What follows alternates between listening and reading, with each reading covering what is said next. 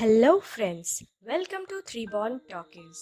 आज जो मूवी के बारे में मैं आपको बताने जा रही हूँ वो एक अमेरिकन मिस्ट्री थ्रिलर मूवी है जिसका नाम है सीक्रेट ऑब्सेशन। तो चलिए आज की एक नई मूवी के सफर पर। मूवी की शुरुआत में हम अपने मूवी की हीरोइन जेनिफर को देखते हैं जो कि किसी से भागते हुए दिख रही है।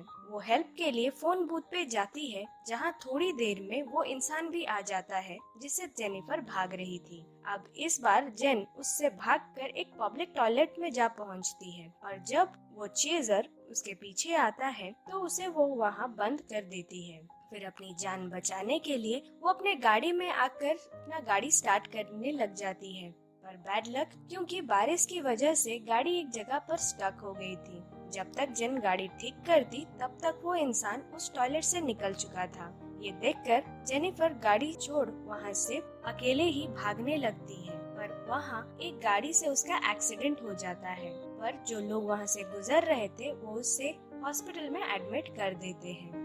उसे बहुत चोट आई थी, पर तब भी वो अपने हस्बैंड के साथ स्पेंड किए हुए मोमेंट्स के बारे में ही सोच रही थी। उसके आगे ये सब फ्लैशबैक जा रहा था। अब उसका ऑपरेशन स्टार्ट होता है, तभी वहाँ उसका हस्बैंड रशल भी आ जाता है और थोड़ी देर बाद नर्स उसे बताती है कि जेनिफर के ब्रेन में बहुत सारे इंटरनल ब्लीडिंग्स होने की वजह से उसे बहुत सारी चीजें याद नहीं आएंगी।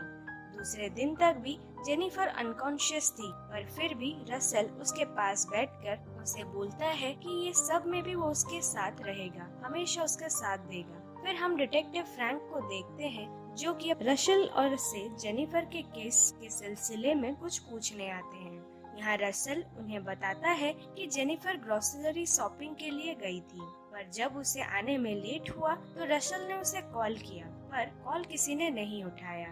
अब फ्रैंक उसे उसकी मैरिज लाइफ पर पूछता है तो रसल कहता है कि उनकी रिसेंटली ही शादी हुई है और दोनों एक दूसरे के साथ बहुत खुश हैं।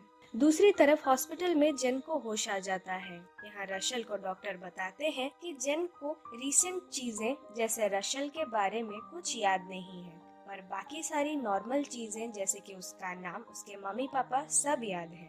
अब ये सुनकर रसल जेन के पास आ जाता है तो उसे देखकर जेन पूछती है कि वो यहाँ कैसे आई, तो वो बताता है कि उसका एक्सीडेंट हुआ है जिसके बारे में उसे कुछ भी याद नहीं है। अब जेन अपनी वेडिंग रिंग देखकर थोड़ी कंफ्यूज दिखती है तो रशल वहाँ उसका हाथ पकड़ता है और उसे काम डाउन करके सब कुछ सही हो जाने का बोलकर कंफर्ट करता है। दूसरी तरफ जब फ्रैंक जेनिफर को जिसकी कार से एक्सीडेंट हुआ था उसके ड्राइवर को जेनिफर की गाड़ी के बारे में पूछता है तो वो बताता है कि उसने किसी व्हाइट पिकअप ट्रक को वहाँ से उस गाड़ी को ले जाते हुए देखा था। अब ये सुनकर फ्रैंक को यकीन हो जाता है कि जेनिफर का एक्सीडेंट नॉर्मल नहीं, पर जेनिफर को कोई मारना चाहता है। यहाँ हॉस्पिटल में रसल जेनिफर की मेमोरी वापस लाने के लिए बहुत कुछ पुराने पिक्चर्स उसे दिखाता है। उसे ये भी बताता है कि वो दोनों पहले कैसे मिले, ये स्टोरी बताता है। वो कहता है कि वो पहली बार एक जापानीज रेस्टोरेंट में मिले थे जिसका खाना खाकर रसल एलर्जी हो गई और इसीलिए उसे हॉस्पिटल में एडमिट करना पड़ा। ये सब सुनकर जेनिफर हंसने लगती है। फिर जेनिफर रशल को अपने मॉम एंड डैड को कॉल करके ये एक्सीडेंट के बारे में बताने को कहती है, पर यहाँ रशल उसे बताता है कि उसके मॉम एंड डैड की तो 4 साल पहले ही डेथ हो चुकी है। ये सुनकर जेनिफर को थोड़ा शॉक लगता है। फिर हम एक स्ट्रेंजर को देखते हैं जो कि हॉस्पिटल में पता नहीं क्यों जेनिफर पर नजर रख रहा था। वो उसे मिलने की भी कोशिश करता है, पर वो उसके फैमिली का ना कोई था ना ही उसका कोई रिलेटिव था, इसीलिए उसे अंदर आने नहीं दिया जाता। धीरे धीरे जेनिफर भी ठीक होने लगती है, इसीलिए रसल उसे उसके घर लेकर आ जाता है जो कि बहुत ज्यादा ही बड़ा था और हर जगह रशल और जेनिफर की ही पिक लगी थी। ये देखकर जेनिफर थोड़ा शॉक्ड होती है। अब रसल जेनिफर को उठाकर बेडरूम में ले जाता है जिससे कि वो थोड़ा रिलैक्स कर पाए। दूसरे दिन फ्रैंक रशल को कॉल पे बताता है कि उसे जेनिफर से कुछ क्वेश्चंस पूछने हैं, पर यहाँ रशल उसे कहता है कि अभी जेन पूरी तरह ठीक नहीं हुई है, अगर ये क्वेश्चंस उसे पूछे गए तो वो फिर से स्ट्रेस में आ जाएगी। पर तब भी फ्रैंक उसे इंसिस्ट करता है कि वो अगले दिन सुबह 11 बजे पुलिस स्टेशन पहुंच जाए। जेनिफर रशल को किसी से बात करता हुआ जब देखती है तो उसे डिनर पे पूछती है, तो रशल बताता है कि उसने बहुत सारी छुट्टियां ली थी, इसीलिए उसके ऑफिस से उसे कॉल आया था। जब जेनिफर उसे अपनी जॉब के बारे में पूछती है तो वो बताता है कि वो दोनों अब फैमिली स्टार्ट करने वाले थे, इसीलिए जेनिफर ने बहुत पहले ही जॉब छोड़ दी थी। पहले मॉम एंड डैड की डेथ और अब जॉब ना करने की बात जेन को थोड़ी अजीब लगती है। वो फिर उसे उसके फ्रेंड्स के बारे में पूछती है। तभी रसल बताता है कि उसके बहुत सारे फ्रेंड्स हैं और उसकी बेस्ट फ्रेंड अभी हवाई गई हुई है। जब वो आ जाएगी तो वो उससे बात कर लेगी। उसे अश्योर करता है कि वो दोनों इस शादी से बहुत खुश थे। अब उस हॉस्पिटल वाले स्ट्रेंजर के बारे में रशल को पता चल जाता है, इसीलिए वो उसके पास जाकर खुद को जेनिफर का हस्बैंड बताता है और वहीं उसे मार देता है। फिर उसके बॉडी को अपनी ही ट्रक में लाकर अपने घर के सामने ही बरी कर देता है। बाहर डिगिंग की आवाज सुनकर जेनिफर की नींद खुल जाती है और यहाँ वो रशल को अपने पास नहीं पाकर थोड़ा तो घबरा जाती है। अगली सुबह रसल ने जहां उस स्ट्रेंजर को बरी किया था, उसी प्लेस को देखकर जेनिफर को कुछ अजीब सा फील होता है। अब उसके पास अपना मोबाइल नहीं था, तो ये बात वो जब रसल को पूछती है तो रसल बताता है कि उसका फोन तो एक्सीडेंट में ही टूट गया, इसीलिए वो जब नेक्स्ट टाइम बाहर जाएगा तो उसके लिए एक नया फोन ले आएगी। दूसरे दिन रशल और जेन पुलिस स्टेशन न आने पर फ्रैंक को रशल पे शक होता है, इसीलिए वो वहाँ के डेटाबेस में रशल का नाम चेक करता है, पर वहाँ उसे रशल का कोई अता पता नहीं मिलता। इसी वजह से फ्रैंक हॉस्पिटल आकर रशल का एड्रेस पूछता है। दूसरी ओर जब जेनिफर एल्बम देख रही थी तभी वो पिक्स में देखती है कि रशल के हेयर तो व्हाइट है पर मिरर में ब्लैक दिख रहे हैं। उसे ये सब थोड़ा अजीब लगने लगता है, तो वो नीचे जाकर रशल का लैपटॉप ओपन ही कर रही होती है कि तभी वहाँ रशल आ जाता है और उसका न्यू फोन उसे देता है, पर इस फोन में कोई सिग्नल नहीं था। रशल बताता है कि वो लोग अभी माउंटेन्स पे रह रहे हैं ना, इसीलिए यहाँ नेटवर्क की प्रॉब्लम होती है। अब तक फ्रैंक हॉस्पिटल से मिले रशल के एड्रेस पर पहुंच चुका था, पर वहां पहुंचकर उसे पता चलता है कि हॉस्पिटल में रशल ने गलत एड्रेस दिया था। वहां रशल नाम का कोई इंसान नहीं रहता। अब रात को रशल जेनिफर के साथ इंटीमेट होने की कोशिश करता है, पर जेनिफर को तो बार बार उसी रात के हादसे ही याद आ रहे थे, इसीलिए वो डिस्टर्ब हो जाती है और इंटीमेट होने से मना कर देती है। ये सब से रशल चिढ़ जाता है और कहता है कि मैं तुम्हारा इतना ख्याल रखता हूँ, हर वक्त तुम्हारे साथ होता हूँ, पर तुम मुझे स्ट्रेंजर की तरह ट्रीट करती हो। ये कहकर वो वहाँ से चला जाता है और फिर हम देखते हैं कि वो नीचे आकर अपने लैपटॉप में जेनिफर को एक हिडन कैमरा के थ्रू देख रहा होता है। दूसरी तरफ रशल के बारे में कुछ ज्यादा एविडेंस पाने के लिए फ्रैंक हॉस्पिटल की पार्किंग की सीसीटीवी की फुटेज मंगवाता है, जहां उसे वही व्हाइट पिकअप ट्रक दिखती है जिसने जेनिफर की कार को गायब किया था, पर ये ट्रक तो रशल की थी। रशल ही जेनिफर को मारना चाहता है।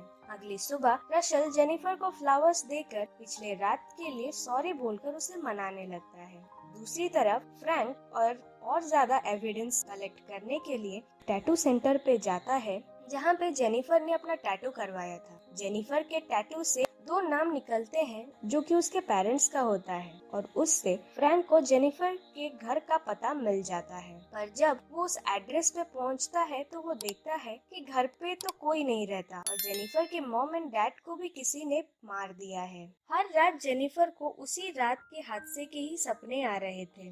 वो रशल पे भी थोड़ा थोड़ा शक करने लगी थी, इसीलिए अगले दिन वो उसके सारे पॉकेट्स चेक करती है और फिर रशल का वॉलेट ले जाती है। रशल जब किसी काम से बाहर चला जाता है तो वो देखती है कि रशल ने तो उसे बाहर से लॉक कर दिया है। वो किसी तरह से वो लॉक खोलकर नीचे आती है और रशल के लैपटॉप पर सारे पिक्स चेक करने लगती है, तो उसे यहाँ पता चलता है कि उसका हस्बैंड तो कोई और ही है और वो जिस रशल के साथ अभी रह रही है वो कोई उसका ऑफिस का एक वर्कर है। उसी ने जेन के हबी के फेस पे खुद का फेस लगाकर फोटोशॉप किया है। यहाँ फ्रैंक भी इन्वेस्टिगेट करने जेन के ऑफिस पहुँच जाता है, जहाँ एक एम्प्लॉय उसे जेनिफर के बारे में सब कुछ बता देता है।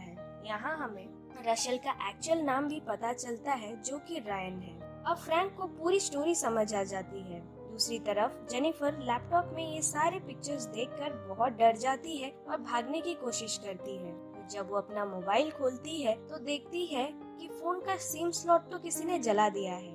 वो डर के मारे इधर उधर भाग ही रही होती है, तभी वो उस डेड बॉडी से टकराकर गिर जाती है जिसे रायन ने वहाँ बरी किया था। पर इतने सब में वहाँ रायन पहुँच जाता है और वो जेनिफर को बेहोश कर घर में लाकर उसके हाथ पैर बांध देता है और उसे मेडिसिन खाकर रेस्ट करने बोलता है। फिर वो बाहर कुछ ग्रोसरीज लेने चला जाता है, जहाँ जेनिफर की नर्स उससे पूछती है कि जेनिफर का तो रूटीन चेकअप होना था पर वो नहीं आई। ये सब सुनकर रायन उसे इग्नोर करता हुआ वहाँ से चला जाता है। घर पे जेनिफर फ्री होने की बहुत कोशिश करती है और फाइनली वो खुद को खोलकर नीचे गाड़ी में आ जाती है, जहाँ उसे उसका फोन भी मिल जाता है। पर अब तक रायन वहाँ पहुँच गया था। जेनिफर के कार में ही हम रशल की बॉडी देखते हैं, जिसे भी रायन ने ही मार दिया था। अब तक यहाँ ऑफिसर फ्रैंक भी पहुँच चुके थे। उन्होंने जेनिफर की कार भी वहाँ उन्हें मिल चुकी थी। जेनिफर फ्रैंक को देखकर उनकी हेल्प मांगने नीचे आ रही थी और फ्रैंक भी जेनिफर को देख चुके थे। पर तभी रायन फ्रैंक को बेहोश करके जेनिफर को अंदर ले जाता है और उसे धमकाता है। यहाँ जब जेनिफर उससे पूछती है कि वो कौन है, तो वो बताता है कि वो उसका हस्बैंड ही है और ये सब वो जितना जल्दी मान ले उसके लिए उतना ही अच्छा होगा। वो जेनिफर के ऊँच को और जोर से प्रेस करता है, जिससे कि जेनिफर और कहीं मूव ना कर पाए और फिर वो उसे बेडरूम में लाकर फिर से बांध देता है। जेनिफर उसे अपने लाइफ की भीख मांगती है, पर रायन उसे कहता है कि अब वो उसके हाथ में कुछ नहीं है। फिर वो कन्फेस करता है कि वो जेनिफर को बहुत पहले से ही प्यार करता था। उसे क्या पसंद है, उसे क्या पसंद नहीं, ये सारी चीजें वो स्टॉक करता था। जब जेनिफर ने रशल से शादी की, तब रायन ने जेनिफर को पाने के लिए रशल को मार देना ही सही समझा। उसने रशल को मार तो दिया, पर ये सब जेनिफर ने देख लिया था और इसीलिए उस रात रायन ही जेनिफर को मारने उसके पीछे भाग रहा था। पर तभी जेनिफर का एक्सीडेंट हो गया, पर आज वो उसे मार ही देगा। अब नीचे हम देखते हैं कि रायन फ्रैंक को बेहोश करके एक फ्रीजर में डाल दिया था, पर थोड़ी ही देर में फ्रैंक को होश आ जाता है। अब जेन रायन को डिस्ट्रैक्ट करने के लिए उससे प्यार भरी बातें करती है। वो कहती है कि प्यार करने के लिए तो टाइम लगता है ना, तो तुम मुझे टाइम दो और मैं तुमसे प्यार कर लूंगी। और फिर वो उससे पानी मांगती है क्योंकि उसे थर्स्टी फील हो रहा था। रायन भी उसके बातों में आ जाता है और उसके लिए पानी लेने चला जाता है और यही मौका देखकर जेनिफर सारे रोप्स जला देती है और जैसे ही रायन रूम में आता है तो वो उसे मारकर बेहोश करके रूम में लॉक करके भागने लगती है। पर रायन भी उठकर दरवाजा तोड़कर उसका पीछा करता है। इस बार जेन और उसे मार नहीं पाती और रायन जेन को गिरा देता है। वो उसे गन से मारने ही वाला होता है, पर तभी फ्रैंक वहाँ आ जाता है और जेनिफर को बचाने के चक्कर में रायन और फ्रैंक एक दूसरे से फाइट करने लगते हैं। तभी मौका देखकर जेनिफर वहीं पड़ी गन से रायन को शूट कर देती है, जिससे कि वो वहीं मर जाता है। कुछ दिन बाद जेन और फ्रैंक एक दूसरे से मिलते हैं और एक दूसरे को गुड बाय कहकर यहाँ फ्रैंक जेनिफर को रशल की एक लेटर देता है जो कि उसे ऑफिस में मिला था। वो लेटर जेनिफर और रशल की शादी से पहले रशल ने लिखा था और यही उसका वेडिंग वाव था। उसमें लिखा था कि अब से हम एक साथ लाइफ स्टार्ट करने जा रहे हैं। हमें बहुत सारे अप्स एंड डाउन्स आएंगे, पर तुम्हारे साथ स्पेंड किया हुआ हर मोमेंट मेरे लिए स्पेशल है। ये पढ़कर जेनिफर थोड़ी इमोशनल हो जाती है, पर इस बात से वो मूव ऑन कर लेती है और यही हमारी मूवी खत्म हो जाती है। सो फ्रेंड्स, अगर ये मूवी आप पसंद आई तो लाइक और कमेंट करें और ऐसी ही मूवीज आगे देखने के लिए हमारे चैनल को सब्सक्राइब करें।